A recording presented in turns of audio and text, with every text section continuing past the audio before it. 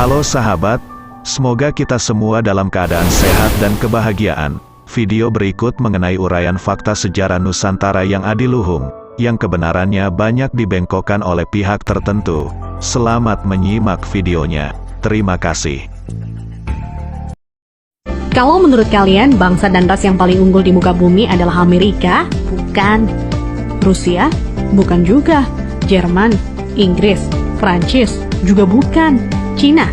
Apalagi? Bukan guys.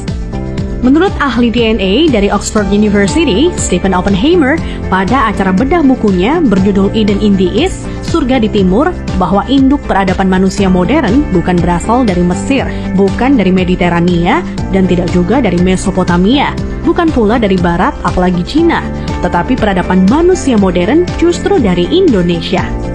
Iya guys, bangsa ini merupakan pewaris tunggal kejayaan bangsa-bangsa besar di masa lalu. Dan agaknya, Profesor Arício Santos dari Brasil pun selaras dengan teori Oppenheimer.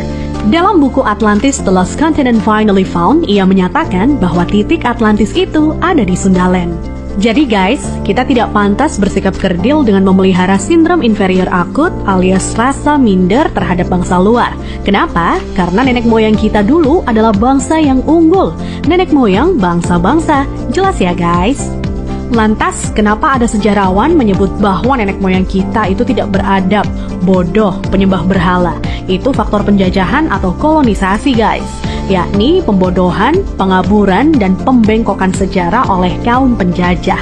Menurut Juri Lina dalam buku Architect of Deception, Secret of Freemasonry, ada 3 cara melemahkan dan menjajah suatu negeri. Pertama, kaburkan sejarahnya. Kedua, hancurkan bukti-bukti sejarah bangsa itu hingga tidak bisa lagi diteliti dan dibuktikan kebenarannya.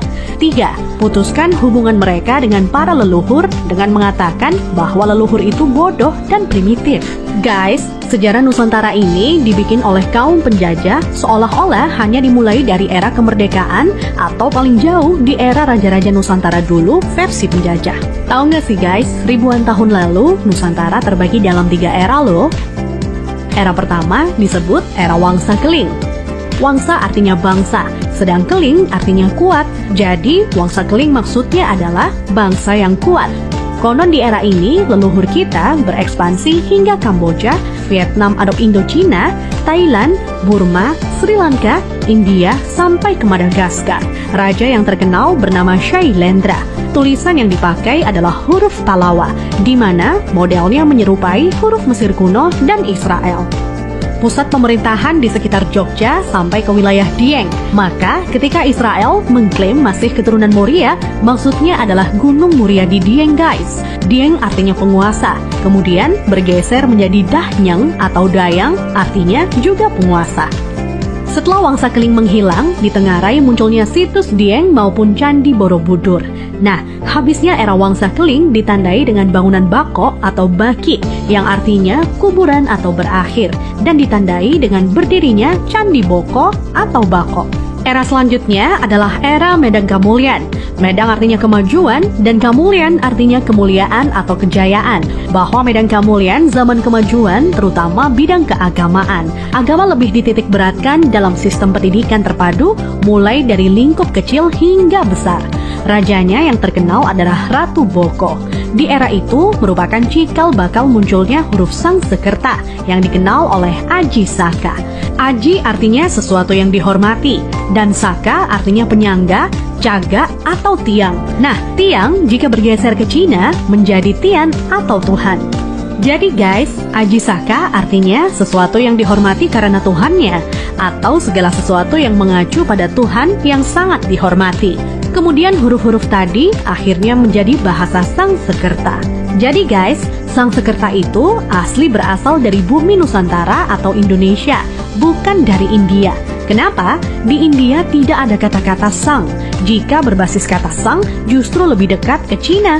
Contohnya Chiang Kai-shek, di mana Chiang oleh bangsa Cina dibaca sang. Jadi guys, sang itu berasal dari bahasa asli Indonesia tempo dulu, yakni bahasa Saka. Huruf yang dipakai di era Ratu Boko adalah Sangsekerta. Iya, kerta artinya 4, sedang sang asal kata wangsa atau bangsa. Jadi, Sangsekerta itu 4 bangsa yang meliputi antara lain, pertama, bangsa Qin yang meliputi bangsa Cina sendiri, Vietnam, Laos, dan Kamboja. Kedua, bangsa Thai meliputi Burma dan Thailand. Ketiga, bangsa Afrika yakni Madagaskar, Sri Lanka, India, dan lain-lain hingga Mesir disebut sebagai bangsa Afrika.